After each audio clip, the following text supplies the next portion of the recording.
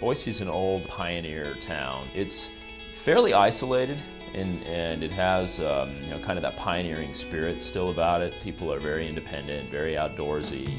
It's a smallish metropolitan area, but it's kind of a hip metropolitan area. It's a very, very neat place to live and work, and it's also becoming very environmentally focused because one of our biggest assets is the environment that surrounds us, and people enjoy it immensely. Boise is a great example of a city that did one thing, replacing their streetlights, that has three benefits. It improves the quality of life, it has environmental benefits by using less energy, and it saves money for the city. We've just been overjoyed, frankly, with the effect of this project. I've never seen a better project, a better use of funds, and that those funds were leveraged many times over at any federal program I've ever been involved in. It's the best I've seen in the time I've been here. LED, fundamentally what it was designed or invented to do, it's essentially to put out a significant amount of light with a significantly smaller energy footprint. The trick is, how do you make a relatively low-cost product that in fact does the job? And that's fundamentally what we've had to put in place here in the city of Boise.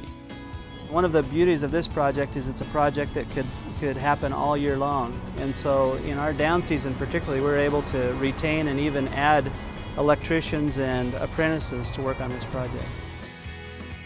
We could not have accomplished the streetlight retrofit without this grant money. We had planned for it for a long period of time, looked forward, we knew about the technology, wanted to implement the technology, couldn't afford it. And so this created an opportunity to invest, and now the taxpayers over the next 15 years are going to save up to $1.2 million, so we can continue to put that money back into other similar type projects.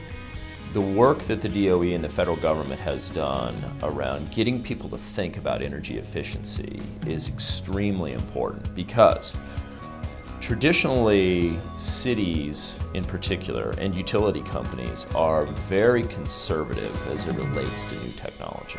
And the fact that the government has been fairly focused on stimulating people to think differently about their energy footprint, the technologies they use, etc., has been an important catalyst to get this whole category of energy efficiency and energy technology to become part of the dialogue. That's probably the most important thing that's actually come out of all this, is to really stimulate the activity around people changing their thinking about what we use in terms of technology and how we approach this problem.